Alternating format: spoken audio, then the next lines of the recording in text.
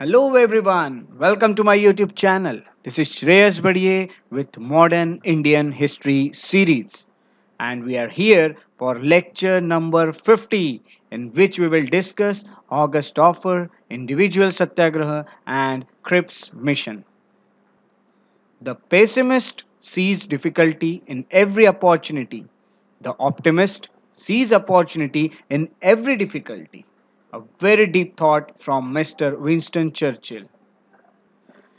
मेरे चैनल को सब्सक्राइब करें और बेल आइकॉन को क्लिक करें ताकि आने वाले वीडियोस के नोटिफिकेशन आपको मिलते रहें। अगर आपको कोई भी डाउट हो सो ask me on Instagram. This is my Instagram ID, this is my Facebook page, this is my Telegram channel and this is my YouTube channel.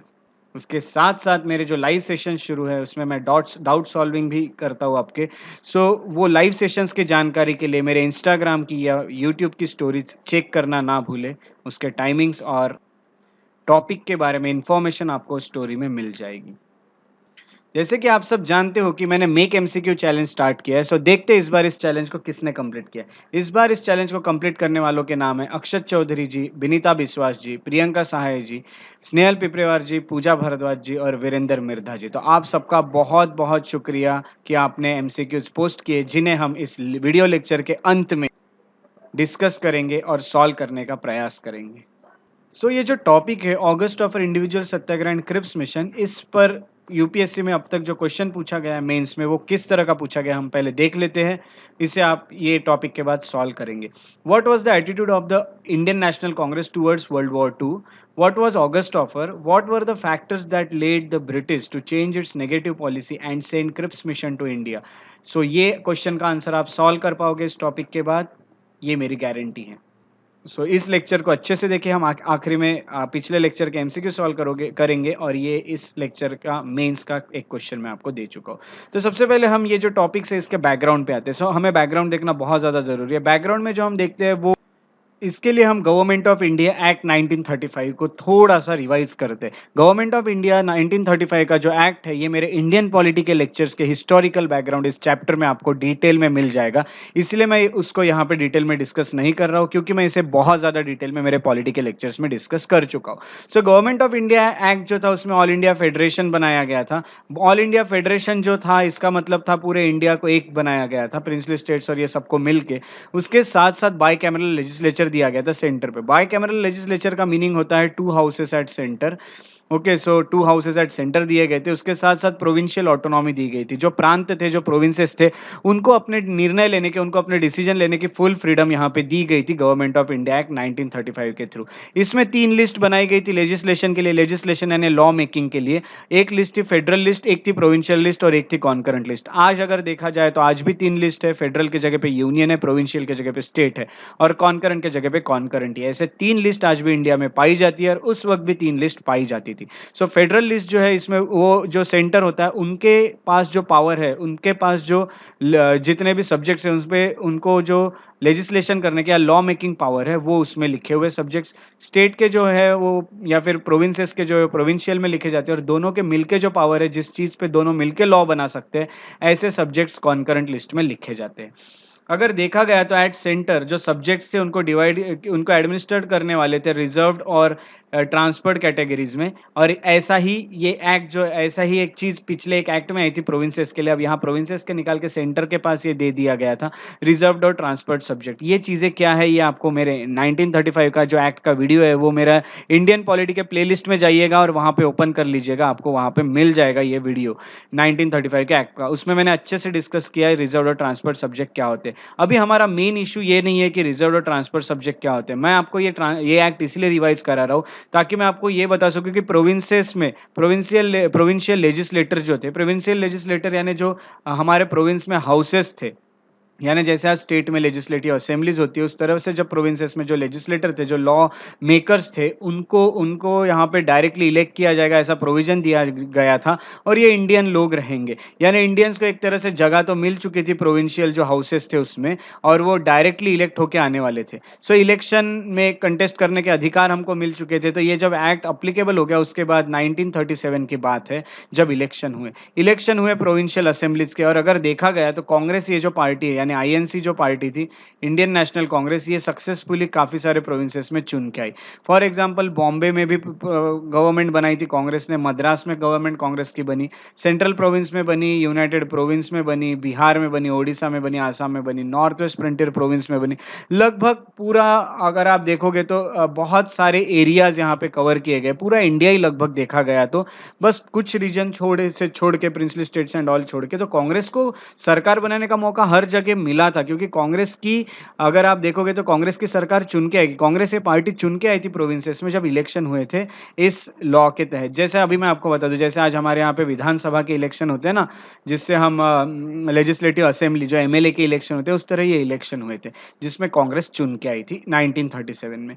ये होने के बाद अगर देखेंगे तो धीरे धीरे वर्ल्ड वॉर शुरू हुआ, सेकेंड वर्ल्ड वॉर। इनका कामकाज शुरू था, कांग्रेस जो था इन्होंने हमारे जो इंडियंस थे ये बहुत सारे सिस्टम में चले गए थे, इन्होंने काफ़ी सिविल लिबर्टीज और काफ़ी सारे चीज़ों के लिए काम किए।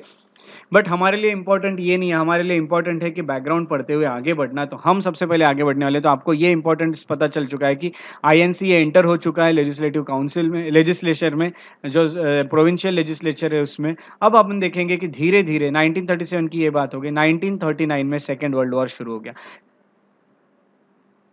देखिए, जो सेकेंड वर्ल्ड वॉर था, ये जो शुरू हुआ था, इसमें अगर आप देखोगे तो Britain was an party in second world war. तो सेकेंड वर्ल्ड वॉर में अलाइड की तरफ से ब्रिटेन लड़ रहा था, और अगर देखेंगे तो इसमें ब्रिटेन हम पे रूल करता था उस टाइम पे, और ब्रिटेन इस पार्टिसिपेट कर रहा था इस वॉर में जो सेकेंड वर्ल्ड वॉर था। इसमें देखते क्या हुआ। सबसे पहले तो 1 सितंबर 1939 की बात है, जब जर्मनी ने अटैक कर दिया पोलैंड पे। उसके बाद 3 सितंबर को 1939 को ब्रिटेन ने वॉर डिक्लेयर कर दिया जर्मनी। अब पोलैंड और ब्रिटेन का जो भी अलायंस होगा, जिसके चलते ब्रिटेन ने जर्मनी पे अटैक कर दिया था, जिसके कारण ये वर्ल्ड वॉर पूरी तरह से शुरू हो गया था, तो 1 सितंबर को ही शुरू हो गया था। बट 3 सितंबर को ब्रिटेन जो था इसमें ये इन्वॉल्व हो चुका था इस वॉर में, और उसके साथ साथ ब्रिटेन तो इन्वॉल्व हुआ, ब्रिटेन ने यह भी डिक्लेयर कर दिया कि इंडिया का हमें सपोर्ट है इस वॉर में, विदाउट कंसल्टिंग इंडियन ओपिनियन। हम लोगों को पूछा भी नहीं गया कि आपको वॉर में पार्टिसिपेट करना है या नहीं करना है, और डायरेक्ट डिक्लेयर कर दिया पूरे वर्ल्ड में कि इंडिया भी पार्टिसिपेट कर रहा है और इंडिया हमारे सपोर्ट में है। इस चीज का हमें गुस्सा आया, हमें ठीक नहीं लगा कि हमसे पूछे बिना कोई कैसे बोल सकता है कि हम भी इस वॉर में ब्रिटेन का सपोर्ट कर रहे हैं। ये चीज गलत लगी, तो कांग्रेस ने एक वाइसरॉय को ऑफर दी। कांग्रेस अगर पहले से देखोगे तो ठीक है, कांग्रेस को ये ठीक था कि अगर वॉर में अगर इंडिया शामिल भी होता है, या इंडियंस को भी इतना लगता था कि इंडिया अगर वॉर में शामिल भी होता है, इंडिया ब्रिटेन के ही साइड से होगा, जर्मनी के साइड से नहीं होगा। क्योंकि जर्मनी जो चीजों को फॉलो करता है, फॉर एग्जाम्पल फैसिज्म हो गया, नाजिज्म हो गया, मिलिटरिज्म हो गया, इंपेरियलिज्म हो गया, इन सबको तो हम फॉलो नहीं करते हैं। इन सब के तो हम खिलाफ है, जितना ब्रिटिश के खिलाफ है उससे कई ज्यादा तो हम फैसिज्म, नाजिज्म, उसके साथ साथ मिलिटरिज्म और इंपेरियलिज्म, तो ये सब एक तरह से देखोगे तो तानाशाह लोग थे जो आपके ऊपर डायरेक्ट डिक्टेटर की तरह रूल करते थे। तो ये चीजों को हमारा सपोर्ट नहीं था। एटलीस्ट ब्रिटिश के कंट्री में, उनके खुद के कंट्री में एटलीस्ट डेमोक्रेसी तो थी। इसीलिए कांग्रेस बोला ठीक है, अब देखते हैं क्या है, तो हम आपको सपोर्ट कर सकते हैं अगर आप चाहते हो कि हम आपको सपोर्ट करें। क्योंकि देखेंगे तो यहाँ इस वॉर में ब्रिटेन को इंडिया के सोल्जर्स की बहुत ज्यादा जरूरत थी, क्योंकि इंडिया के जो सोल्जर्स थे उनकी मैन पावर बहुत ज्यादा थी, उनकी संख्या बहुत ज्यादा थी, और अगर वो रहेंगे तो ब्रिटेन के लिए ये वॉर जीतना थोड़ा सा आसान हो जाता है। अगर हम उनको सपोर्ट नहीं करेंगे तो ब्रिटेन की जो पोजीशन होगी ये वीक हो जाएगी, और हो सकता है ब्रिटेन हार जाएगा, ऐसा भी हमें लगता था। और ब्रिटेन हारने का हमें लॉस होगा, क्योंकि जर्मनी जैसे कंट्री ब्रिटेन हारने के बाद इंडिया पे रूल कर सकती है, और हमको कोई ऐसा डिक्टेटर नहीं होना जो इंडिया पे रूल कर रहा हो। तो हमको भी लगा कि ठीक है, हम आपको कोऑपरेट कर देते हैं, बट कोऑपरेट करने के लिए इस वॉर में 2 कंडीशन हम रखते हैं, ऐसा इंडियन नेशनल कांग्रेस ने कहा। कांग्रेस ने सबसे पहले ये कहा कि वॉर खत्म होने के बाद हमें एक कॉन्स्टिट्यूएंट असेंबली बना के दी जाए, जिसमें हम बैठ के, एक संविधान सभा जिसको कहा जाता है, कॉन्स्टिट्यूएंट असेंबली कहा जाता है, जिसमें बैठ के हम खुद का कॉन्स्टिट्यूशन लिखेंगे और उसी कॉन्स्टिट्यूशन के भरोसे हमारा देश चलेगा। ये हमको एक अलाउ किया जाए। और दूसरा ये है कि इमीडिएटली, ये तो वॉर के बाद है, बट अभी क्या करना है, अभी हमको एक रेस्पॉन्सिबल गवर्नमेंट बना के दिया जाए सेंटर में। आपने हमें प्रोविंस में गवर्नमेंट बना के दी, ठीक है, हमें अच्छा लगा, बट हम ये चाहते हैं कि हमको सेंटर में गवर्नमेंट मिले, ताकि हमको एक भरोसा रहे कि ये देश हमारा हो जाएगा जब आप लोग यहाँ ये देश छोड़ के जाने वाले हो, या फिर हमको फ्रीडम दोगे। अगर ये चीज का आप भरोसा दिलाते हो तो फिर हम आपको सपोर्ट करते हैं। इसलिए हमको अभी एक छोटी मोटी सरकार बना के दे दीजिए सेंटर में। हालांकि आपके वाइसरॉय आप रखिए, वाइसरॉय के अंडर ही हम काम करेंगे, बट हमको ऐसे गवर्नमेंट बना के दीजिए। वाइसराय छोड़ के बाकी मिनिस्टर्स तो भी हमारे रखिए। सो ये जो ऑफर थी इसको लिनलित गो जो थे, जो उस वक़्त वाइसरॉय थे, उन्होंने इसको रिजेक्ट कर दिया और ये रिजेक्ट होने के बाद अब ये गड़बड़ थी कि क्या जो ब्रिटिश है उसको सपोर्ट करना है वॉर में या नहीं। सो इन्हीं सब चीज़ों के चलते एक कांग्रेस वर्किंग कमिटी, जिसको सीडब्ल्यूसी कहा जाता है, कांग्रेस वर्किंग कमिटी की मीटिंग हुई वर्धा में। सो सीडब्ल्यूसी मीटिंग जो हुई थी ये वर्धा में ली गई थी। अब वर्धा में जो मीटिंग थी उसके पहले मैं आपको ये बता दूं कि अलग-अलग ओपिनियन आ रहे थे कि क्या करना चाहिए। क्या इंडिया ने ब्रिटेन को सपोर्ट करना चाहिए वॉर में या नहीं करना चाहिए? तो सबसे पहला जो ओपिनियन है वो गांधी जी का देखते हैं। गांधी जी ने ये कहा था कि अनकंडीशनल सपोर्ट करना चाहिए हमने अलाइड पावर्स को। क्योंकि गांधी जी ये मानते थे कि अगर हम दोनों साइड अगर देखते हैं तो हमें ये साफ नज़र आता है कि जो एक्सिस पावर है, यानी आपको ये बता देता हूँ कि यहाँ 2 पावर्स थी, 2 ग्रुप्स थे। एक था एक्सिस, ये वर्ल्ड हिस्ट्री का पार्ट है बट आपको एक बता दे रहा हूँ, और एक था अलाइड। सो एक्सिस और अलाइड ऐसे 2 यहाँ पे ग्रुप्स हुआ करते थे। जो ब्रिटिश थे वो अलाइड के साइड थे और जो जर्मनी था वो एक्सिस के साइड था। सो यहाँ पे अगर हम देखेंगे तो एक्सिस में काफ़ी भी और भी देश थे, तो मैं अभी सिर्फ 2 ही एग्ज़ाम्पल ले रहा हूँ अलाइड और एक्सिस में। सो जो अलाइड थे उनके पास एक्चुअली जो कंट्रीज़ है अलाइड में उनके कंट्रीज़ में डेमोक्रेसी तो भी है। बट जो एक्सिस में कंट्री है फॉर एग्जांपल जर्मनी, वहाँ पे फ़ैसिज़्म है, नाज़िज़्म है, इस तरह की सब चीज़ें, और वहाँ पे अगर हम देखोगे तो ऑटोक्रेसी है, डिक्टेटर लोग रूल करते हैं। तो अगर हम ब्रिटेन को सपोर्ट नहीं करते और ब्रिटेन अगर गलती से हार जाता है, सो ज़रूर हम पे एक्सिस से कोई आके, एक्सिस पावर से आके हम पे कोई रूल करेगा, और ऐसा ना हो कि वो हम पे उसी तरह एक तानाशाह की तरह रूल करे। एटलीस्ट हम ब्रिटिश के सामने यहाँ पे कुछ डिमांड तो भी रख सकते हैं। ये ओपिनियन गांधी जी का था। तो गांधी जी बोले कि हमने एक अनकंडीशनल सपोर्ट यहाँ पे करना चाहिए। उसके बाद जो सेकंड ओपिनियन आता है वो आता है सुभाष चंद्र बोस का और अदर सोशलिस्ट लोगों का। तो सुभाष बोस और सोशलिस्ट लोगों का ये कहना था कि यही वो मौका है जब ब्रिटेन जो है वो किसी दुविधा में फंसा हुआ है, ब्रिटेन किसी वॉर में फंसा हुआ है और ब्रिटेन वीक होते जा रहा है। तो यही मौके का फायदा उठा के हम लोगों ने ब्रिटेन से अभी हमारा फ्रीडम हासिल कर लेना चाहिए, कोई मूवमेंट हमने शुरू करनी चाहिए और फ्रीडम जीत लेना चाहिए। ये सुभाष बोस और अदर सोशलिस्ट लोगों का कहना था। उसके साथ साथ जवाहरलाल नेहरू जो थे उनका क्या कहना था देखते हैं। थर्ड व्यू जो आता है वो जवाहरलाल नेहरू की तरफ से आता है। जवाहरलाल नेहरू ये कहते हैं कि इंडिया को अगर पार्टिसिपेट करना है तो मैं ये मानता हूं, देखिए जो गांधी जी ने कहा वो सही है, एकदम सही है, बट पूरी तरह भी मैं अनकंडीशनल सपोर्ट नहीं फॉलो करता हूं जो गांधी जी कहते हैं, और सुभाष चंद्र बोस जो कहते हैं वो भी चीज को मैं पूरा सपोर्ट नहीं करता हूं। मेरा एक अलग व्यू है। मेरा ये व्यू है, अगर ब्रिटिश चाहते हैं कि इंडिया का पार्टिसिपेशन हो या इंडिया सपोर्ट करे तो आप इंडिया को फ्रीडम दे दीजिए, और India as a free country, India independence लेके सपोर्ट करेगा आपको, और फिर आपको कोई तकलीफ नहीं जाएंगी हमारे सपोर्ट की। सो इंडिया को फ्रीडम दे दीजिए, उसके बाद हम सपोर्ट करते हैं, ये जवाहरलाल नेहरू ने कहा। उसके बाद ये 3 ओपिनियन होने के बाद कांग्रेस वर्किंग कमेटी की जो मीटिंग थी वर्धा में, उसमें एक रिजोल्यूशन पास किया गया। तो जो रिजोल्यूशन पास किया था उसमें वही लिखा गया जो जवाहरलाल नेहरू चाहते थे नॉर्मली। सो जवाहरलाल नेहरू का जो स्टेटमेंट था उसको बाद में महात्मा गांधी जी ने भी सपोर्ट किया कि ठीक है, नेहरू जी जो कह रहे हैं वो एकदम बराबर है। सो ये चीज़ों को सपोर्ट मिल गया था, तो कांग्रेस वर्किंग कमेटी में एक रिजोल्यूशन पास किया गया। उस रिजोल्यूशन में यह कहा गया कि India could not be party to the war being fought on the face of it for democratic freedom while that freedom was being denied to India, है ना। तो हमको जब तक आप फ्रीडम नहीं देते तब तक हम लोग यहाँ पे वॉर, हम लोग आपको सपोर्ट नहीं करेंगे। क्योंकि अगर हम देखते हैं तो ये अगर युद्ध जो चल रहा है इसमें अगर डेमोक्रेसी और फ्रीडम की बात की जा रही है, सो हमको फ्रीडम दे दीजिए, और इंडिया को अगर फ्रीडम मिल जाता है तो इंडिया यहाँ पे सपोर्ट करेगा। ये पहली कंडीशन बनी। सेकंड कंडीशन ये बनी कि Britain was fighting for democracy and freedom. पहले यही सवाल था कि ब्रिटेन किस लिए लड़ रहा है।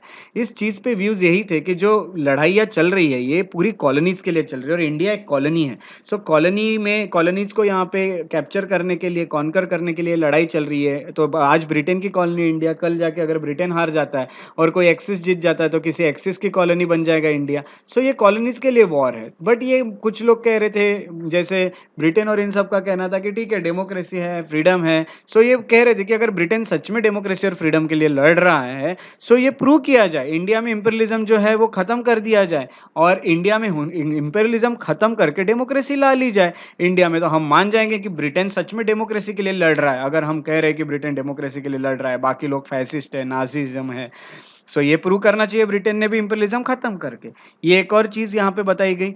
दूसरी बात ये है कि जो गवर्नमेंट है, उन्होंने यानी ब्रिटिश ने एम जो है वॉर के, वो लड़ाई क्यों लड़ रहे हैं, ये पहले हमको क्लियर करना चाहिए। उसके बाद ही हम वॉर लड़ेंगे। तो कोई भी चीज़ अगर वॉर में आपको इन्वॉल्व होना है, तो एक ज़ाहिर-सी बात है कि आपको एम पता होना उस चीज़ का। एम पता होगा तभी ना आप सपोर्ट करोगे। सो ये सपोर्ट के लिए एम पता होना चाहिए था। और दूसरी बात ये भी कही जा रही थी कि जो प्रिंसिपल ऑफ डेमोक्रेसी है, ये अप्लाई करना है इंडिया में वॉर के बाद। तो हमें ये भी बताइए कि वॉर के बाद हमको डेमोक्रेसी आप दे दोगे, ठीक है, अभी आप वॉर में एंगेज हो, वॉर में बिजी हो, तो आप नहीं दे पा रहे, बट एटलीस्ट बाद में तो दे दोगे। सो ये जो एम है, ये एम गवर्नमेंट ने अपना बताना चाहिए वॉर क्यों लड़ रहा है। दूसरा है कि डेमोक्रेसी और फ्रीडम प्रूव करना चाहिए। तीसरा है कि डिनाई फ्रीडम हमको दे देना चाहिए, तब हम सपोर्ट करेंगे। तो ये तीन चीजें यहाँ पे सीडब्ल्यूसी रिजोल्यूशन में कही गई। तो कांग्रेस लीडरशिप कहीं ना कहीं से ये दिख रहा था to give every chance to British government. British government को पूरा चांस देना चाह रही थी कि देखिए भाई साहब, हम आपको सपोर्ट करेंगे, आप टेंशन मत लीजिए, बस ये हमारी कुछ डिमांड है, इसको आप पूरा कीजिए, हम आपको सपोर्ट कर देंगे। सो ये सब चीजें यहाँ पे चली। उसके बाद अगर देखोगे तो गवर्नमेंट के रेस्पॉन्स आना शुरू हुए। जो गवर्नमेंट के रेस्पॉन्स थे वो एंटायरली निगेटिव थे। यानी ये चीजों को गवर्नमेंट ने एक भी चीज हमारी पूरी नहीं की और मानी नहीं। ये नहीं मानने के कारण जो कांग्रेस मिनिस्ट्री चुन के आई थी 1937 के रिजर्व ये क्या कहते हैं इलेक्शन में, सो उन सब ने रिजाइन कर दिया। सभी 7 प्रांतों से, 7 प्रोविंसेस से 22 दिसंबर 1939 तक ये सब काम हो चुका था रेजिग्नेशन का। और इसी दिन को मुस्लिम लीग ने सेलिब्रेट किया था as a deliverance day. Deliverance day यानी उनको मुक्तता मिल गई है कांग्रेस से। सो हमारे जो प्रांत कांग्रेस के अंडर आ चुके थे, तो उससे हम अभी मुक्त हो चुके हैं, उससे आज़ाद हो चुके हैं। सो ये अच्छी बात हुई थी मुस्लिम लीग के लिए, ऐसा उन्हें लगा, और इसीलिए उन्होंने डिलीवरेंस डे यहाँ इसी दिन सेलिब्रेट किया 22 दिसंबर 1939 को, 1939 को। सो कांग्रेस मिनिस्ट्री ने रिजाइन कर दिया क्योंकि उनकी डिमांड यहाँ पूरी नहीं की गई। अब यहाँ पे बॉयकॉट करने का एक टाइम शुरू हो चुका था। उसके बाद हमारा फिर भी सपोर्ट नहीं मिला था क्योंकि चीज़ें यहाँ पे पूरी नहीं हो रही थी। हमारी और ब्रिटिश की जो डिमांड थी वो यहाँ अलग-अलग दिख रही थी और यहाँ पे पूरा कुछ हो नहीं पा रहा था। और दूसरी बात, तो यहाँ पे कुछ-कुछ हमको ऑफर देना चाह रहा था ब्रिटेन, तो एक और ऐसा ऑफर आया था, ऑगस्ट ऑफर। अब ये ऑगस्ट ऑफर क्यों भेजा, ये सब चीज़ें आपको अभी क्लियर होने वाली है इस बैकग्राउंड में। सो सबसे अभी हम स्टार्ट करते हैं ऑगस्ट ऑफर को। ऑगस्ट ऑफर में आपको बता दूं, बैकग्राउंड में सबसे पहले हमको ये देखना है कि द ब्रिटिश गवर्नमेंट थी were keen to get Indian support for the war, है ना। सबसे ज्यादा तो ब्रिटिश गवर्नमेंट चाह रही थी कि वॉर में सपोर्ट मिले इंडिया का, हमको, है ना। तो ये तो ब्रिटिश गवर्नमेंट चाह ही रही थी। उसके साथ-साथ ब्रिटेन अगर देखोगे तो खुद डेंजर में आ चुका था। नाज़ी या फिर अगर आप देखोगे तो जर्मनी जो है, जर्मनी के जो वॉर थे वो काफ़ी ज़्यादा स्ट्रॉन्ग थे। उनके जो अटैक थे वो काफ़ी ज़्यादा स्ट्रॉन्ग थे, जिसके चलते ब्रिटेन एक बहुत गहरे टेंशन में आ चुका था और ये टेंशन्स को बचा सकता था इंडिया, क्योंकि इंडिया का सपोर्ट मिलना ज़रूरी था, इंडिया के सोल्जर्स ज़रूरी थे ब्रिटेन के लिए। और अगर देखोगे तो आईएनसी भी थोड़ा-सा सॉफ्ट हो चुका था क्योंकि आईएनसी कहीं न कहीं ब्रिटेन को सपोर्ट करना चाह रहा था, बट कुछ कंडीशंस रख के सपोर्ट करना चाहता।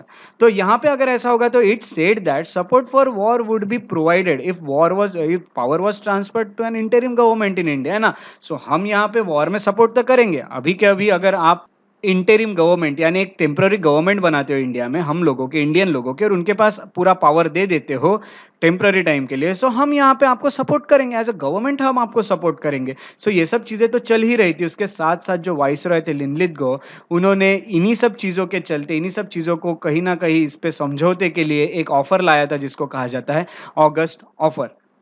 सो ये जो अगस्त ऑफर था, ये 8 अगस्त 1940 को आया था, इसीलिए इसको अगस्त ऑफर कहा जाता है। ओके, सो अब ये अगस्त ऑफर का आपको बैकग्राउंड पता चल चुका है, तो मैं आपको ये भी बता दूं कि ये अगस्त ऑफर था ना, इसी के थ्रू इंडियंस को सबसे पहले राइट बनाया गया था कि वो खुद का कॉन्स्टिट्यूशन लिख सकते हैं।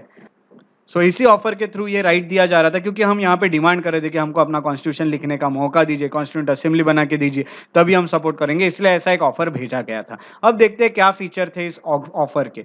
यहाँ पे जो टर्म्स थी इस ऑगस्ट ऑफर की वो ऐसी थी कि representative Indian body would be framed after war to frame a constitution for India. So war के बाद हम इंडियंस को एक बॉडी बना के देंगे जो कॉन्स्टिट्यूशन लिखेगा इंडिया का, ऐसा कुछ होगा। तो ये एक चीज़ हमको, ये पहला जो है टर्म ये यहाँ पे दिखता है जिसमें ये कहा गया कि रिप्रेजेंटेटिव बॉडी यानी वही कि चुने हुए लोग होंगे, कॉन्स्टिट्यूएंट असेंबली बना के देंगे और वो अपना कॉन्स्टिट्यूशन लिखेंगे इंडिया मिलके। सो उसके साथ-साथ डोमिनियन स्टेटस इंडिया को दे दिया जाएगा जो इंडिया इतने दिन से माँग रहा है। बट शायद ब्रिटिश ये भूल चुके थे कि अब हम डोमिनियन स्टेटस की डिमांड यहाँ पे छोड़ चुके थे और डोमिनियन स्टेटस के जगह पे अब हम डिमांड कर रहे थे कंप्लीट इंडिपेंडेंस की। हम स्वराज्य की नहीं, पूर्ण स्वराज्य की कर रहे थे और ये लोग देना चाह रहे थे डोमिनियन स्टेटस।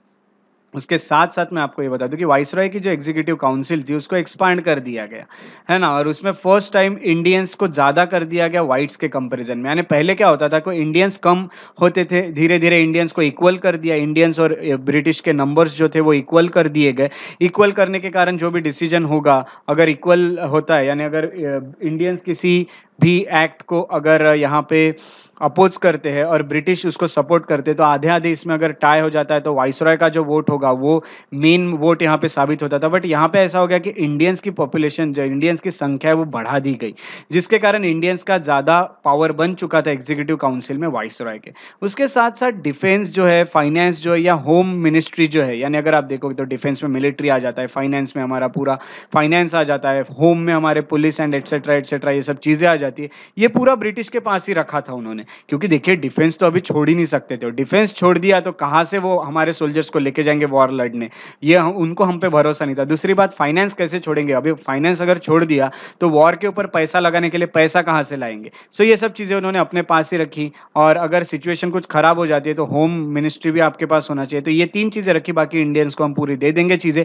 ये भी उन्होंने कहा और उन्होंने ये भी बोला कि एडवाइजरी वॉर काउंसिल बनाई जाएगी एक, जिसमें अगर आपको कुछ भी एडवाइस लेना है तो वो काउंसिल हमको एडवाइस करते रहेगी, आप लोगों को एडवाइस करते रहेगी किस तरह से काम करना है। उसके साथ-साथ एक एश्योरेंस आपको दिया जाएगा माइनॉरिटीज़ को। माइनॉरिटीज़ के लिए हमने क्या किया? अगर ऐसा सवाल आप पूछते हो तो माइनॉरिटीज़ के लिए हम ये कर रहे हैं कि ये जो पावर है, ये तब तक ट्रांसफ़र नहीं की जाएगी जब तक जब तक माइनॉरिटीज़ की हम परमिशन नहीं ले लेते, जब तक माइनॉरिटीज़ यहाँ पे एक्सेप्ट नहीं कर लेते इस चीज़ों को। तो ये चीज़ें भी यहाँ पे लिखी गई थी ऑगस्ट ऑफ़र में। अब ऑगस्ट ऑफ़र में ये सब लिखा गया, उसके बाद ये चीज़ें होने के साथ-साथ हमारे कैसे रिस्पॉन्स रहे इंडियंस के, इस ऑगस्ट ऑफ़र को ये देख लेते हैं। ब्रिटिश के तो बहुत प्रयास रहे कि हमारा सपोर्ट वो ले ले, बट हमारा रिस्पॉन्स आखिरकार मैटर करता है। तो response of the Indian leaders का जो रिस्पॉन्स था उसमें सबसे पहले बता दूं कि आईएनसी ने रिजेक्ट कर दिया डायरेक्टली इस ऑगस्ट ऑफर को, अगस्त 1940 में वर्धा में मीटिंग जो है उसमें। उसके साथ साथ क्योंकि आईएनसी का डायरेक्टली कहना था कि हमारा डिमांड है कंप्लीट इंडिपेंडेंस, हमारा डिमांड डोमिनियन स्टेटस नहीं है, सो वी रिजेक्ट दिस। तो उन्होंने रिजेक्ट कर दिया। जवाहरलाल नेहरू ने यही कहा था कि डोमिनियन का जो स्टेटस है it was concept and this concept was as dead as a doornail, है ना? तो डोरनेल की तरह ये मर चुका है एक तरह से अगर देखा गया तो, ऐसा जवाहरलाल नेहरू ने स्टेटमेंट भी दिया था, इसको रिजेक्ट कर दिया था। जो मुस्लिम लीग थी उन्होंने भी इसको रिजेक्ट कर दिया क्योंकि उन्होंने ये कहा कि पार्टीशनिंग की तो कोई बात ही नहीं है। आखिरकार मुस्लिम लीग का भी एक ही तरफ ध्यान था और वो ध्यान सिर्फ और सिर्फ था मुस्लिम लीग पाकिस्तान की तरफ, क्योंकि यहाँ पे दिख रहा था कि जो गवर्नमेंट है वो आखिर अगर बनी भी इंडिया में तो इंडियन नेशनल कांग्रेस ही बनाएगी, जैसे कि हमने पिछले इलेक्शन में देखा। ऐसा मुस्लिम लीग का मानना था। तो मुस्लिम लीग चाह रही थी कि ये कंट्री के पार्टीशन हो जाए और हमको एक अलग कंट्री मिल जाए जहाँ पे हम रूल कर सके। तो यहाँ पे मुस्लिम लीग ने पार्टीशनिंग की कोई बात यहाँ कही नहीं गई थी अगस्त ऑफर में, तो उन्होंने डायरेक्टली साफ इसको ठुकरा दिया था कि भाई साहब हम इसको सपोर्ट नहीं कर सकते। उसके साथ-साथ इस इन सब घटनाओं के बाद महात्मा गांधी जो थे उन्होंने ये कहा कि भाई साहब अभी टाइम आ चुका है कि मुझे कुछ ना कुछ करना पड़ेगा और अभी मैं इंडिविजुअल सत्याग्रह चलाऊँगा। अब मैं ये चीज़ तो है कि बहुत ज़्यादा ब्रिटेन अगर देखिए ब्रिटेन तकलीफ़ में है खुद, तो मैं ब्रिटेन को के खिलाफ अभी नहीं कोई मूवमेंट चला सकता, मास मूवमेंट। तो मैं मास मूवमेंट नहीं चलाऊँगा क्योंकि मास मूवमेंट से वायलेंट हो जाता है। वायलेंस हो जाता है और वायलेंस को अभी ब्रिटेन इस टाइम पे फेस नहीं कर सकता क्योंकि ब्रिटेन ऑलरेडी वॉर में फँसा हुआ है और मैं नहीं चाहता कि ब्रिटेन हार जाए, ऐसा गांधी जी का व्यू था, क्योंकि अगर ब्रिटेन हार जाता है तो कहीं न कहीं जो एक्सिस पावर है उनमें से कोई हम पे रूल करेगा, यानी नाज़िज़्म, फ़ैसिज़्म जैसी चीज़ें इंडिया में आ जाएगी, तो ये सब चीज़ें अभी गलत होगी। सो इस टाइम पे कोई मास मूवमेंट चलाना ठीक नहीं होगा, तो उन्होंने कहा मैं इंडिविजुअल सत्याग्रह चलाऊँगा और इंडिविजुअल सत्याग्रह जो चलाया जाएगा वो right to speech, free speech के लिए होगा। इसी चीज़ के लिए चलाएँगे कि हमको युद्ध के खिलाफ बोलने का मौका दिया जाए। सो मास स्ट्रगल यहाँ नहीं चलेगा, यहाँ पे सिर्फ चलेगा वो इंडिविजुअल सत्याग्रह। इंडिविजुअल सत्याग्रह क्या होता है ये भी हम अभी देखने वाले हैं। सो बिल्कुल टेंशन लेने की ज़रूरत नहीं है। अब महात्मा गांधी कुछ ना कुछ करने वाले थे क्योंकि ब्रिटिश सुन ही नहीं रहे थे। आप स्टार्टिंग से देख रहे हो कि कुछ ना कुछ रिजेक्ट किए जा रहे हैं, ऑफ़र भी भेज रहे थे, इस तरह के ऑफ़र भेज रहे हैं हमारे लिए जो हमारे किसी काम के नहीं है। सो कुछ ना कुछ एक्शन तो लेना होगा, ये दिखाने के लिए गांधी ये दिखाना चाहते थे कि भाई साहब हम डरे हुए नहीं है, हम शांत बैठे, इसका मतलब ये नहीं कि हम डर चुके हैं, हम शांत बैठे इसीलिए क्योंकि आप युद्ध कर रहे हो और हम आपको फिलहाल परेशान नहीं करना चाहते क्योंकि आप ऑलरेडी अभी वीक हो चुके हो। तो ये सब दिखाना चाहिए था और लोगों के अंदर एक तरह से जोश भी उनका भरे रखना था उनके अंदर अगर देखोगे तो। लोगों को एक तरह से फ्लो बनाए रखना था क्योंकि लोगों को कुछ ना कुछ करने की देश के लिए इच्छा थी। तो इसी चीज़ के चलते दे लोग भी ब्रिटिश के खिलाफ कुछ आवाज़ उठा लेंगे, यही चीज़ें चाहते थे गांधी जी। तो यहाँ इंडिविजुअल सत्याग्रह करना स्टार्ट होने वाला ही। अब यहाँ पे मुस्लिम लीग की एक बात आ ही गई थी कि मुस्लिम लीग का रिस्पॉन्स ये क्या था पार्टीशनिंग का, तो एक और चीज़ मुझे याद आ गई जो मैं अभी आपको बता देता हूँ। देखिए, एक लाहौर या पाकिस्तान रिज़ॉल्यूशन जो कहा जाता है, तो इसको अच्छे से याद रखिएगा। लाहौर या पाकिस्तान रिज़ॉल्यूशन क्या होता है ये मैं आपको बताता हूँ। सो लाहौर ये एक रिज़ॉल्यूशन था जो यहाँ पे पास किया गया था कि हमको जो मुस्लिम लीग है उनको यहाँ पे एक अलग से देश होना था, अलग कंट्री होना था मुस्लिम्स के लिए, ऐसा मुस्लिम लीग का मानना था। ऐसा मुस्लिम क्राउड का नहीं बट मुस्लिम लीग का मानना है। ये चीज़ याद अच्छे से याद रखिएगा। मैं मुस्लिम पीपल की बात नहीं कर रहा हूँ, मुस्लिम लीग की बात कर रहा हूँ। तो मुस्लिम लीग चाह रहा था कि एक अलग से देश बने और ये एक एनुअल सेशन जो हुआ था ऑल इंडिया मुस्लिम लीग का जो लाहौर में हुआ था 22 से 24 मार्च के बीच में। सो यहाँ पे एक लैंडमार्क डॉक्यूमेंट प्रेजेंट किया गया था पाकिस्तान हिस्ट्री। सो यहाँ पे अगर आप देखोगे तो ऐसा रिजोल्यूशन पास किया गया था जिसके चलते एक अलग देश की डिमांड यहाँ पे उठ गई थी, जहाँ से ही शुरू होती है टू नेशन थियरी पूरी तरह से डिमांड करना। तो इसी को पाकिस्तान या लाहौर रिजोल्यूशन कहा जाता है, जो एक सेशन था इंडियन नेशनल कांग्रेस का नहीं, ऑल इंडिया मुस्लिम लीग का सेशन जो हुआ था मार्च में 1940 में लाहौर में। सो ये यही एक और चीज़ याद रखना जो मैंने आपको बता दी है। तो ये मुस्लिम लीग से मुझे याद आया। तो अब हम वापस आते हैं हमारे पॉइंट पे जो इंडिविजुअल सत्याग्रह था। सो गांधी जी यहाँ पे इंडिविजुअल सत्याग्रह स्टार्ट करने वाले थे। तो गांधी जी जो इंडिविजुअल सत्याग्रह यहाँ पे स्टार्ट करने वाले थे, उस चीज़ के चलते आपको बता दूं कि एम क्या था कि इंडिविजुअल सत्याग्रह चलाया जाए। इंडिविजुअल सत्याग्रह क्या होता है? तो सत्याग्रह यानी आपको पता है क्या होता है? सत्याग्रह यानी सिविल डिसोबीडियंस, है ना? तो सीडीएम सिविल डिसोबीडियंस मूवमेंट या फिर ट्रूथ और नॉन वायलेंस, ये सब चीज़ें आती है सत्याग्रह में। सो सत्याग्रह में जब सिविल डिसोबीडियंट मूवमेंट चलाया जाएगा तो कोई ना कोई लॉज तोड़ने पड़ते। अगर इसको मास लेवल पे चलाया जाए मासेस के साथ, तो पूरे मासेस मिलके एक लॉ तोड़ने का यहाँ पे प्रोसेस करते हैं जिसमें मासेस को इन्वॉल्व किया जाता है। बट यहाँ पे मासेस के साथ नहीं, इंडिविजुअल लेवल पे, ऑल इंडिया लेवल पे नहीं बट इंडिविजुअल लेवल पे एक सिविल डिसोबीडियंस मूवमेंट चलाया जा रहा था, जिसमें गांधी जी क्या करने वाले थे? तो पूरा जो देश है उसमें जितने भी एरियाज है, इंपॉर्टेंट एरियाज, वहां से कुछ ना कुछ लीडर्स को चुना जाएगा। फॉर एग्जाम्पल इतने सारे एरिया है, यहाँ से एक एक लीडर को चुना जाएगा और ये लीडर्स को कहा जाएगा कि आप अपने एरियाज में सिविल डिसोबीडियंस मूवमेंट चलाइए, आप अपने एरिया में लॉज जो है उसको ब्रेक कीजिए, जो जो यानी इंपॉर्टेंट है ब्रेक करना उन्हीं चीज़ों को। सो ये एक सिविल डिसोबीडियंस मूवमेंट चलाया जाएगा, तो इसी को कहा जाता है इंडिविजुअल सत्याग्रह। तो इंडिविजुअल लेवल पे पूरे देश में नहीं चलाया जाएगा, एक एक करके चलेंगे। सो ये होगा एक इंडिविजुअल सत्याग्रह। इंडिविजुअल सत्याग्रह क्यों चलाया जा रहा था ये भी मैं आपको बता देता हूँ। इंडिविजुअल सत्याग्रह सबसे पहले यहाँ चलाया इसीलिए जा रहा था कि नेशनलिस्ट का पेशेंस जो है ये हमारा वीकनेस नहीं है, ये दिखाने के लिए। ये हम दिखाना चाह रहे थे ब्रिटिश को कि भाई साहब हम शांत हैं, हम ऑल ओवर इंडिया में मूवमेंट नहीं चला रहे हैं क्योंकि आप फंसे हुए, हम वीक नहीं हुए हैं। आज भी हमारे अंदर वो जोश है, वो जुनून है कि हम देश के लिए कुछ कर सकते हैं। सो ये चीज़ों पे एक तरह से आप संभल जाइए ये चीज़ों के चलते। दूसरा ये दिखाना था कि लोगों की जो फीलिंग है कि they were not interested in the war, वो ये वॉर में इंटरेस्टेड नहीं है। उसके साथ-साथ नाज़िज़्म और ये सब में हम उनको कोई फ़र्क दिखता नहीं है। यानी देखेंगे तो ब्रिटिश भी एक तरह से इम्पेरियलिज़्म ही दिखा रहा था। तो in the war they made no distinction between Nazism and double autocracy, है ना? तो उनको कोई भी फ़र्क नहीं दिख रहा था कि जर्मनी में क्या फ़र्क है और ब्रिटिश में क्या है। आखिर ब्रिटिश का भी बिहेवियर उसी तरह से, यही लोगों का कहना था और ये चीज़ें एक्सप्रेस करना था कि भाई साहब हम युद्ध के खिलाफ हैं, हमको युद्ध से कुछ करना नहीं है। सो यही चीज़ें दिखाने के लिए एक बात ये थी कि हमको फ्रीडम ऑफ स्पीच दिया जाए, हमको वॉर के खिलाफ बोलने का मौका दिया जाए। इसीलिए तो ये इंडिविजुअल सत्याग्रह रखा गया था, इसी डिमांड के साथ ये सिविल डिसोबीडियंस चलाया जाएगा। सो अगर हम देखेंगे, दूसरी बात ये है कि गांधी जी या फिर इंडियन नेशनल कांग्रेस एक और अपॉर्चुनिटी देना चाह रही थी सरकार को, ब्रिटिश को, कि भाई साहब कांग्रेस की जो डिमांड है उसको पीसफुली एक्सेप्ट कर लीजिए। अदरवाइज ये भी हो सकता है कि आज छोटे लेवल पे हम सत्याग्रह चला रहे हैं बट कल जाके बड़े लेवल पे भी चला सकते हैं। सो संभल जाइए, ये एक इशारा था। इस इशारे में आपको ये बता दूँ कि जो डिमांड था सत्याग्रही का वो यही था कि the freedom of speech against war, war के अगेंस्ट बोलने देने का मौका ये था। और अगर आप देखोगे तो एंटी वॉर डिक्लेरेशन सत्याग्रह था। सो इसमें अगर हम देखेंगे तो इसमें ये बताया गया था कि हमको एक मार्च करना है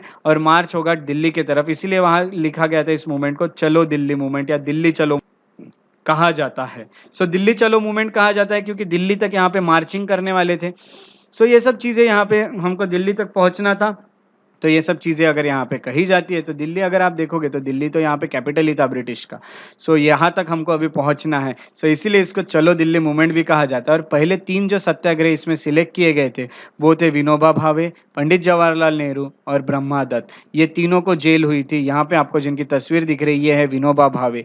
ये पवनार, वर्धा के पास पवनार करके जगह है, यहाँ उनका आश्रम है। जैसे कि वर्धा में आपको महात्मा गांधी का आश्रम है सेवाग्राम में, उसी के नज़दीक इनका आश्रम है विनोबा भावे, जो पहले इंडिविजुअल सत्याग्रही बनते। सेकंड इंडिविजुअल सत्याग्रही जवाहरलाल नेहरू और थर्ड इंडिविजुअल सत्याग्रही ब्रह्मदत्ता। ये 3 सत्याग्रही यहाँ पे आपको देखने मिलते हैं और यही लोग मिलके, ऐसे जो लीडर्स होंगे वही मिलके चलाएंगे एक सिविल डिसोबीडियंस मूवमेंट, छोटे-छोटे जगह पे एक सत्याग्रह चलाया जाएगा। सो इसको इंडिविजुअल सत्याग्रह कहा जाता है। अब इंडिविजुअल सत्याग्रह जब चल रहा था तो ब्रिटिश को तो ये पता चल रहा था कि इंडियंस ये प्रिपेयर्ड है, कहीं न कहीं मूवमेंट चला सकते हैं, इंडियंस ये पूरी तरह प्रिपेयर्ड दिख रहे हैं। सो कुछ ना कुछ करना होगा। सो कुछ ना कुछ करना होगा, इसी चीज़ के चलते नहीं तो और भी काफ़ी सारी चीज़ें थी, जो ब्रिटिश को कुछ ना कुछ करने के लिए मजबूर कर रही थी। इसलिए कुछ ना कुछ करने में ही चीज़ आती है, वो है क्रिप्स मिशन। सो अब हम स्टडी करने वाले हैं क्रिप्स मिशन को। सो एक और मिशन ब्रिटिश को कहीं न कहीं इंडियन की ज़रूरत पड़ ही रही थी, इसलिए ब्रिटिश हमारे लिए कुछ ना कुछ भेज ही रहे थे, तोहफ़ा भेज रहे थे। एक और तोहफ़ा भेजा जिसका नाम है क्रिप्स मिशन। ये जो मिशन है इसके हेड थे स्टैफोर्ड क्रिप्स, इसलिए इसको क्रिप्स मिशन कहा जाता है। क्रिप्स मिशन जो है वो इंडिया में आता है। अगर आप देखोगे तो क्रिप्स, इसकी जो डेट, इसका जो ईयर है वो 1942 है, मार्च 1942 को ये आया था। ये 22 मार्च की बात है जब क्रिप्स मिशन इंडिया में आया था। ओके, सो क्रिप्स मिशन के हेड, जो हेड थे, जो चेयरमैन थे, वो स्टैफोर्ड क्रिप्स थे, इसीलिए इसको क्रिप्स मिशन कहा जाता है। अब सबसे पहले बैकग्राउंड देखते हैं कि क्रिप्स मिशन क्यों भेजा था, ऐसा हमको गिफ्ट, ऐसा हमको तोहफा क्यों भेजा था ब्रिटिश ने, क्या चाह रहे थे ब्रिटिश। सबसे पहले देखेंगे तो इंडिया के ईस्ट में अगर आप जाओगे, सो इंडिया के ईस्ट साइड में आपको जापान दिखता है। सो जापान ये इंडिया से काफ़ी नज़दीक है। अगर देखेंगे तो जापान यहाँ पे, अगर हम देखते हैं ग्रुप्स, सो यहाँ पे जो एक्सिस ग्रुप है, एक्सिस ग्रुप में जर्मनी है, इटली है, उसके साथ साथ जापान है। और इस साइड अगर देखोगे तो ब्रिटेन है, रशिया है, वो तो चीज़ें अलग है। जैसे कि मैं आपको बता देता हूँ, मेनली जो हमसे रिलेटेड वो ब्रिटेन है। ब्रिटेन है और यहाँ पे अगर जापान है, तो जापान ये ब्रिटेन के खिलाफ लड़ रहा था इसमें। सो ये बहुत ज़्यादा एक ये था, या नेचुरल सी ऑब्वियस सी बात थी कि ब्रिटेन का अगर ये इंडिया अगर ब्रिटेन की कॉलोनी है तो जापान ज़रूर इंडिया पे अटैक करेगा, क्योंकि कॉलोनीज़ के ऊपर ही अटैक हो रहे थे यहाँ पे। सो ये अटैक हो सकता था। और अगर जापान जो है उसकी पोजीशन बहुत ज़्यादा स्ट्रांग हो चुकी थी ईस्ट में अगर जापान बहुत स्ट्रांगली लड़ रहा था, ब्रिटेन की सिचुएशन को बहुत बड़े तरह से यहाँ पे टक्कर दी थी जापान ने, तो जापान जो है वो बहुत ही मजबूती से लड़ रहा था। और अगर देखोगे तो बर्मा जो है, वो बर्मा अगर आप देखोगे तो आज उसका नाम म्यांमार है। इंडिया से बॉर्डर शेयर करता है, इंडिया है तो यहाँ पे अगर आप देखोगे तो बॉर्डर शेयर करता है बर्मा, बर्मा जिसको आज म्यांमार कहा जाता है। सो ये बॉर्डर जो शेयर की जा रही है, यहाँ तक आके पहुंच चुका अगर जापान है, सो जापान कभी भी इंडिया में पहुंचने वाला है, ये तो पक्का है। जो बर्मा है उसको कैप्चर कर लिया था। अगर आप देखोगे तो बर्मा भी किसकी कॉलोनी हुआ करती थी, तो ब्रिटेन की। बर्मा पे अटैक कर लेता है जापान और बर्मा को जीत जाता है, जिसको आज म्यांमार कहा जाता है। तो अब ये टेंशन आ चुका था कि जापान धीरे धीरे करके पूरा ईस्ट जीत लेगा। और यही थ्रेट से, यही डर से, ब्रिटेन जापान के डर से, जो इन्वेड करने वाला था इंडिया में, उसके डर से ब्रिटेन को इंडियंस की ज़रूरत पड़ने वाली थी, इंडियन का सपोर्ट की ज़रूरत पड़ने वाली थी, ताकि इंडियन सोल्जर्स रहे और वो ये जो ईस्ट फ्रंट है इस पे कहीं ना कहीं जापान को रोक दे। So there was a pressure on in Britain, है ना। तो ब्रिटेन के ऊपर दूसरा प्रेशर भी डाल रहे थे अलाइज, जो बाकी अलाइज जैसे यूएसए हो गए, यूएसएसआर हो गए, चाइना हो गए। ये लोग कहीं ना कहीं ब्रिटेन को बोल रहे थे कि भाई साहब इंडिया कहाँ है, इंडिया अब तक आया क्यों नहीं, ये वॉर क्यों इंडिया के बिना लड़ा जा रहा है, तो इंडियंस को लाया जाए जल्द से जल्द, इंडियन का कोऑपरेशन लिया जाए, उसके लिए जो भेज सकते हो आप भेजिए। सो ये सब चीज़ों के चलते यहाँ पे एक मिशन भेजा था जिसको कहा जाता है क्रिप्स मिशन, कि भाई साहब इंडिया सपोर्ट कीजिए, आपकी बहुत ज़रूरत पड़ रही है। तो इंडियन नेशनलिस्ट जो है वो एग्री हो गए थे टू सपोर्ट द अलाइड, अगर वो अभी के अभी कुछ पावर हमें अगर ट्रांसफ़र करते हैं तो, और वॉर के बाद ये हमें गारंटी देते हैं, ये हमें प्रॉमिस करते हैं कि हमको ये कंप्लीट इंडिपेंडेंस दे देंगे। सो इस चीज़ के चलते ये सब बैकग्राउंड में चला, इसके चलते ही क्रिप्स मिशन भेजा गया था। तो आइए अब देखते हैं हम कि इस क्रिप्स मिशन के प्रपोजल क्या थे।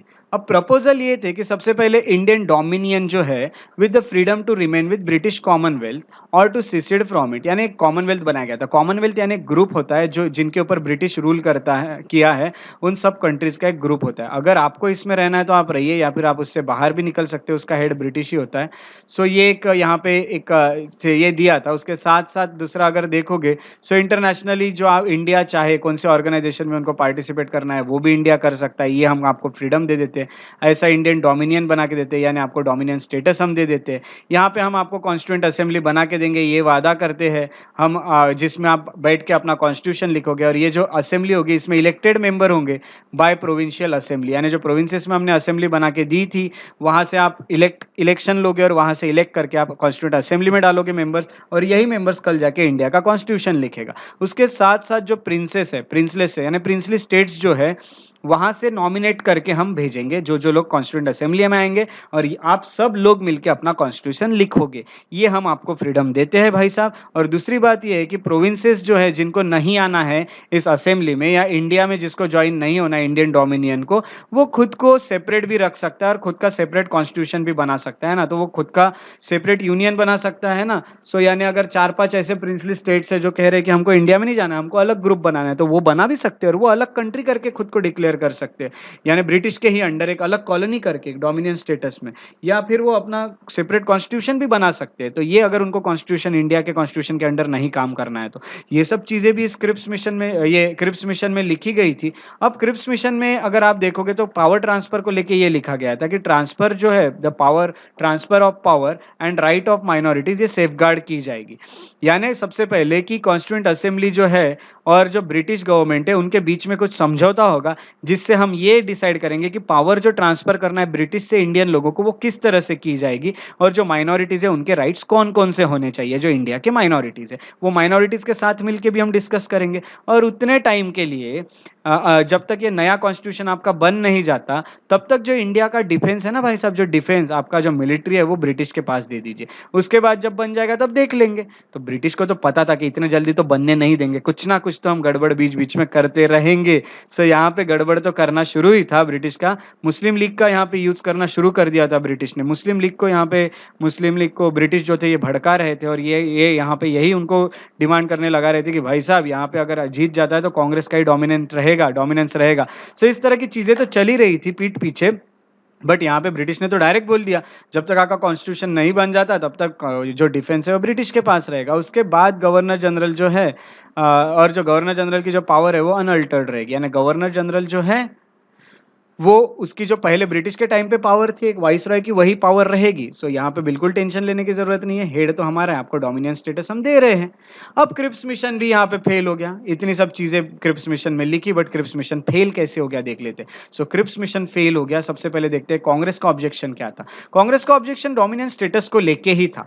अब यहाँ पे इंडियन डोमिनियन बना के दे रहे थे, इंडिया को डोमिनियन स्टेटस दे रहे थे, इंडिया को एक कंट्री बना के हम मांग रहे थे। हम यहाँ पे कंप्लीट इंडिपेंडेंस मांग रहे थे और आप हमें डोमिनियन स्टेटस दे रहे हो।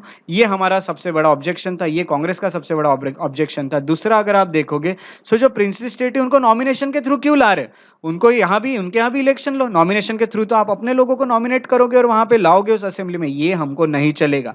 तीसरी चीज यहाँ ये कही गई थी कि प्रोविंसेस जो है उनको राइट दिया जाए कि वो right to secede is again, हाँ प्रोविंसेस को जो आपने राइट दिया है सिसीड करने का, सिसीड यानी आपको बता देता हूँ, राइट टू सिसीड का मीनिंग होता है जो डोमिनियन है ना, इंडियन डोमिनियन, उससे बाहर निकलने का राइट, और खुद को एक अलग से एक यूनियन या फिर अलग सा एक कंट्री डिक्लेयर करने का जो राइट होता है उसको राइट टू सिसीड कहा जाता है, बाहर निकलने का अधिकार। ये आपने प्रोविंसेस को दे रखा है, इसका मतलब आप नेशनल यूनिटी के साथ खेल रहे हो, आप प्रोविंसेस को अलग ट्रीट करने में मजबूर कर रहे हो। सो यानी ये चीजें गलत है, इससे हमारे देश में यूनिटी नहीं बनेगी। उसके साथ साथ absence of any plan for immediate transfer, हम बोल रहे भाई साहब कि आप बनाओ, आप हमें युद्ध के बाद पूरा पावर ट्रांसफर करो, बट तब तक तो हमें कुछ ना कुछ पावर्स दो, तब तक हमें कुछ तो मिनिस्ट्री बना के दो। तो इमीडिएट ट्रांसफर तो आप कुछ दे ही नहीं रहे, और उसके साथ साथ आप कह रहे कि डिफेंस भी हम आपको नहीं देंगे, तो युद्ध में हमारा कुछ बोलने का अधिकार ही क्या रहा। ये सब चीजों पे हमारे ऑब्जेक्शन हर बार रहे। उसके साथ साथ हमारा ये भी ऑब्जेक्शन था कि जो गवर्नर जनरल की सुप्रीमेसी है, जो गवर्नर जनरल आज भी सुप्रीम कहे जा रहे हैं, वो ना हो और गवर्नर जनरल को सिर्फ एक कॉन्स्टिट्यूशनल हेड बनाया जाए। जिस तरह से आज प्रेसिडेंट इंडिया में है, उस तरह से उस वक्त गवर्नर जनरल रहे, ऐसी डिमांड इंडियन नेशनल कांग्रेस की थी। क्योंकि गवर्नर जनरल ये ब्रिटिश रहने वाले थे और इंडियन लोगों के पास रियल पावर। गवर्नर जनरल एक नॉमिनल पावर लेके काम कर सकते, हम सब उनके अंडर काम करेंगे, हम मानते हैं। तो ये सब चीजें हमारी आपने एक्सेप्ट नहीं की है और आप कह रहे हो कि भाई साहब ये ऑफर लीजिए, आप क्रिप्स मिशन आइए, ये इसके साथ आप समझौता कीजिए। तो ये जो समझौता था, यहाँ पे आप देख रहे हैं ये क्रिप्स आए हुए हैं और यहाँ पे रिजेक्ट किया जा रहा है। यहाँ पे कोई भी चीज यहाँ नहीं सुनी जाएगी क्रिप्स की, क्योंकि ये हमें बिल्कुल ऑब्जेक्शन यहाँ पे दिखाई दे रहा है और उनका जो क्रिप्स मिशन है ये ठीक से फ्रेम नहीं किया गया, ये भी हमें पता चलता है। फिर मुस्लिम लीग का क्या होता? मुस्लिम लीग ने भी इसको अपोज किया क्योंकि उसमें इंडियन यूनियन की बात की गई थी, इंडियन डोमिनियन की बात की गई थी। मुस्लिम लीग तो एक ही चीज पे अड़ा हुआ था, इंडियन डोमिनियन, इंडियन यूनियन। भाई साहब हमको पाकिस्तान यूनियन या पाकिस्तान डोमिनियन भी होना, ये मुस्लिम लीग का कहना था और ये नहीं मिल रहा था यहाँ पे। तो सिंगल इंडियन यूनियन की बात की गई थी, इसलिए मुस्लिम लीग अपोज कर रहा था। मुस्लिम लीग को तो अलग से कंट्री होना था। उसके साथ साथ वो जो बोल रहे हैं ना कि एक कॉन्स्टिट्यूंट असेंबली बना के दी जाएगी, सो ये चीजें भी हमको पसंद नहीं आ रही, क्योंकि हमको थोड़ी ना इस देश में रहना, हमको अलग से कॉन्स्टिट्यूंट असेंबली बना के दो हमारी, हम थोड़ी उस कॉन्स्टिट्यूंट असेंबली में काम करेंगे। यही मुस्लिम लीग का भी यहाँ पे कहना था। उसके साथ साथ मैं आपको ये भी बता दूं, thought that proposals denied the Muslim the right of self determination and creation of Pakistan. So यहाँ मैं आपको ये बता दूं कि सेल्फ डिटर्मिनेशन के लिए कोई जगह ही नहीं छोड़ी थी इस प्रपोजल में। यानी अगर आप देखोगे, सो इनका ये कहना था कि मुस्लिम्स के लिए कुछ ऐसे फायदे वाला कोई ये बहुत बड़ा मिशन नहीं था, क्योंकि इसमें एक तो क्रिएशन ऑफ पाकिस्तान की भी बात नहीं की गई। उसके साथ साथ यहाँ पे कहा गया है कि एक्सेशन ऑफ प्रोविंसेस जो है वो यूनियन में जाएगा। कौन से यूनियन? वो खुद का यूनियन बना सकता है भाई साहब। तो पाकिस्तान तो यहाँ पे है ही नहीं, एक तो इंडिया को ज्वाइन करो या फिर इंडिपेंडेंस रहो, पाकिस्तान में आओ, ऐसा तो कुछ लिखा ही नहीं है। क्यों हम इसको सपोर्ट करें? ये सबसे बड़ा अपोज था मुस्लिम लीग का। तीसरी अगर चीज देखेंगे तो हिंदू महासभा ने और लिबरल्स ने भी इसको अपोज किया, क्योंकि वो कहते थे कि राइट ऑफ स्टेट टू सिसिड, जो सिसिड होने का, जो स्टेट से इनको बाहर निकलने का जो अधिकार दिया जा रहा है, उससे भारत के यूनिटी को यहाँ ठेस पहुंचेगी। सो इन लोगों ने इसको अपोज किया था क्रिप्स मिशन को। उसके साथ साथ जो सिख थे उन्होंने भी इसको अपोज किया, क्योंकि उन्होंने ये भी कहा कि अगर कभी आगे जाके, अभी तो नहीं ठीक है, बट आगे जाके कुछ ऐसे ही प्रपोजल चलते रहे और ये सीसीड विसिड वाली जो बातें आप कर रहे हो इसके चलते अगर कल जाके पाकिस्तान भी देने की आपने बात कर दी और जो पंजाब है वो पार्टीशन होके अगर पाकिस्तान में चले गया, सो हाँ, तो सो जो सिख लोग हैं वो क्या पाकिस्तान में रहेंगे? तो इस चीज के लिए सिख लोगों ने भी यहाँ पे अपोज किया। और अगर आप देखोगे तो डिप्रेस्ड क्लास जो है उन्होंने भी यहाँ अपोज किया, क्योंकि उन्होंने ये कहा कि आप जो कंट्री बना के दे रहे हो वो dominated by upper caste Hindus होगी। ये हमें जरूर लग रहा है, क्योंकि हमको तो यहाँ पे कुछ आपने हमारे लिए कुछ यहाँ आपने कुछ प्रोविजंस तो डाले ही नहीं है। सो हम कैसे कि अपर कास्ट हिंदूज के हाथ जो देश बनेगा फिर से उसके अंडर रहेंगे। सो सभी लोगों ने एक तरह से क्रिप्स मिशन का बहुत ज्यादा विरोध जताया। कांग्रेस हो, चाहे वो मुस्लिम लीग हो, चाहे हिंदू महासभा हो, चाहे वो सिख हो, चाहे डिप्रेस्ड क्लासेस हो, चाहे लिबरल्स हो, तो सभी के यहाँ पे आपको अपोज देखने मिलते हैं क्रिप्स मिशन को। तो इस तरह से ये पूरा एक जो टॉपिक है, ऑगस्ट ऑफर, इंडिविजुअल सत्याग्रह और क्रिप्स मिशन, कहीं ना कहीं एक दूसरे से जुड़े हुए हैं, इसलिए मैंने आपको जोड़ के ही सब चीजें बताई है। सो अब आप इस क्वेश्चन को आराम से सॉल्व कर सकते हो, ये मुझे पूरी तरह से पता है। सो ये लेक्चर बहुत ज्यादा इंपॉर्टेंट है आपके लिए और बहुत अच्छे से इसको आपको सॉल्व करना जरूर। ओके, सो अब हम देखते हैं मेक एमसीक्यू चैलेंज जो है। अब हम, ये आपका मेंस का क्वेश्चन तो हो गया, अब हम सॉल्व करते हैं कुछ प्री के क्वेश्चन जो प्रीवियस टॉपिक से आपने मुझे भेजे हुए, उनको हम सॉल्व करने की कोशिश करते हैं। सो मैं आपको ये बता दूं कि मेक एमसीक्यू चैलेंज जो मेरा नया इनिशिएटिव, ये क्या है। सो ये जो टॉपिक है इससे रिलेटेड आपको एमसीक्यू लिखना है और वो एमसीक्यू को कमेंट सेक्शन में आपके नाम के साथ पोस्ट करना है। अगले आने वाले लेक्चर में आपका वो एमसीक्यू जो है उसको पढ़ा जाएगा, पब्लिश किया जाएगा अगले लेक्चर में, और उसके साथ साथ आपका नाम भी पब्लिश किया जाएगा। ऐसा करने से आपका एमसीक्यू बनाने की प्रैक्टिस तो होगी, उसका मतलब है आप जो एमसीक्यू बना सकता है, एमसीक्यू लिख भी, सॉल्व भी कर सकता है इजीली।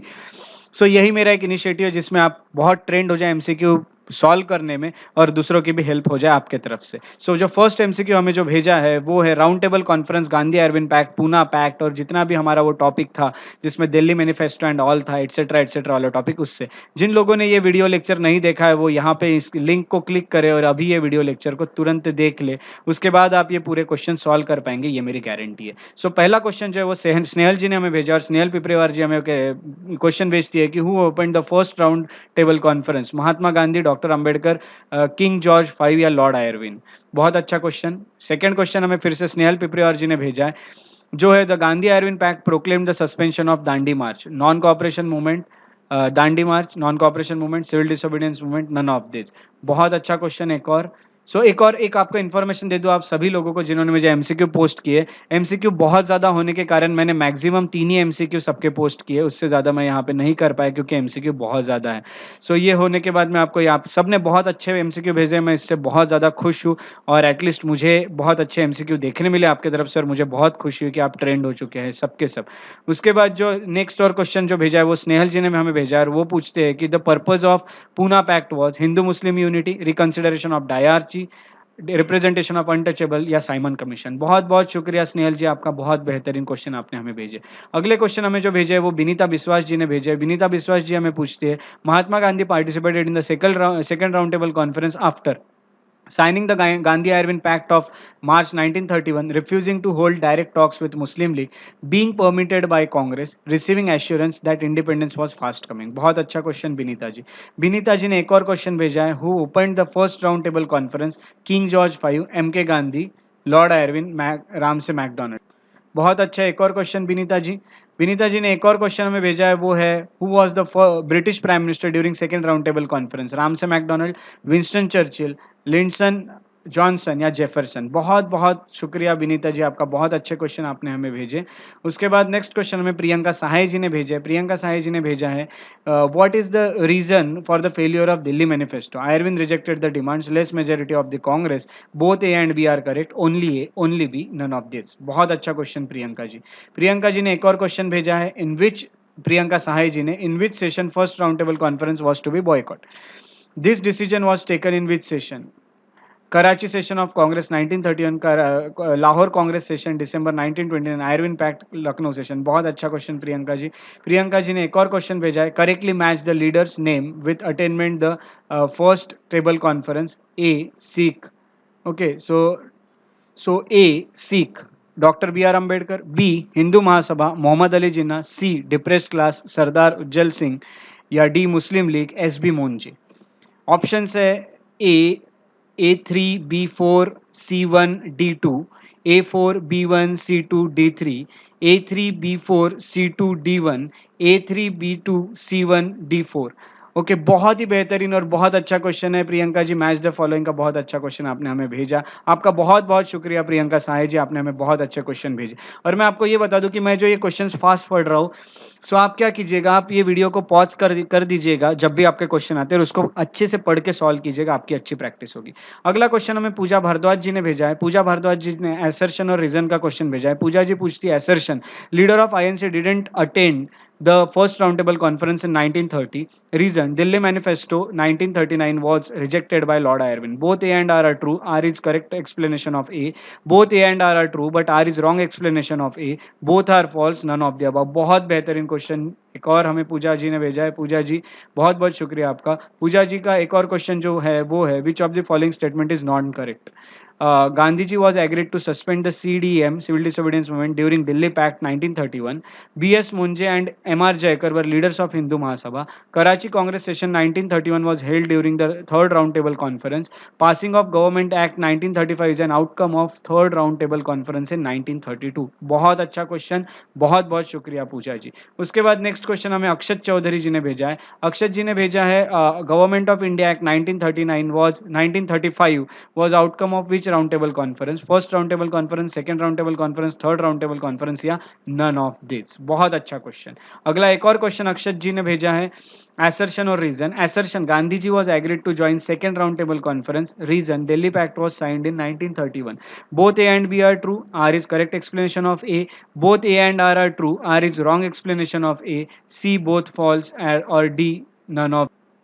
बहुत अच्छा क्वेश्चन अक्षत जी। अक्षत जी ने हमें एक और क्वेश्चन भेजा है, एसर्शन और रीजन वाला। Assertion, Gandhi ji sign Poona pact in Yerwada jail, reason, 18% of seats in central legislature were reserve for depressed classes, both A and B are true and R is correct explanation of A, both A and R true but R is wrong explanation of A, both are false, none of this. Akshat Chaudhary ji ने हमें बहुत अच्छा एक और question भेजा है, तो अक्षत चौधरी जी आपका भी बहुत बहुत शुक्रिया। अगला क्वेश्चन हमें वीरेंद्र मिर्धा जी ने भेजा है। वीरेंद्र मिर्धा जी ने भेजा है, which of the event occurred after first round table conference, Gandhi Irwin pact, Dandi march, Poona pact. So इनमें से ए बी सी और नन ऐसा आपको लिखना है। सो ये एक और अच्छा क्वेश्चन वीरेंद्र जी आपके द्वारा। वीरेंद्र जी ने एक और क्वेश्चन भेजा है, select the correct about third round table conference. Indian National Congress did not attend it. White paper published as a result of this conference became the basis of Government of India Act 1935. British propose the idea of Commonwealth of colonial nation in this conference. बहुत अच्छा question Virendra ji. एक और अगला question, एक और आखिरी question आज के सेशन का जो भेजा है हमें, वो है वीरेंद्र मिर्धा जी ने। वीरेंद्र जी ने लिखा है, which of the following is not correct about Delhi pact. Gandhi Irwin pact, Congress agreed to discontinue the civil disobedience movement. It placed the Congress on an equal footing with the government. Removal of the tax on and government grant the right to make salt in coastal villages for personal consumption. It accepted Gandhiji's demand for public inquiry in police excesses.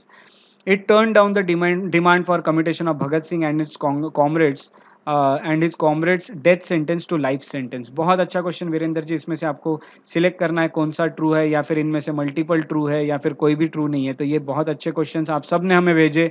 आप सबका बहुत बहुत एक और बार शुक्रिया अदा करना मैं चाहूँगा, जो आपने एमसीक्यू की प्रैक्टिस आज करा ली हमसे। अक्षत जी, बिनीता जी, प्रियंका जी, स्नेहल जी, पूजा जी और वीरेंद्र जी। और आपका ये जो टॉपिक है ऑगस्ट ऑफर इंडिविजुअल सत्याग्रह क्रिप्स मिशन, ये आपका कवर हो चुका है, जो कि बहुत एक समझने के लिए थोड़ा सा डिफिकल्ट टॉपिक जाता है, बट मैंने आपको इजीली ये चीज़ टॉपिक समझा दिए। तो आपको अगर मेरे वीडियोस पसंद आ रहे हैं तो उन्हें लाइक करें, शेयर करें और सब्सक्राइब करें मेरे यूट्यूब चैनल को।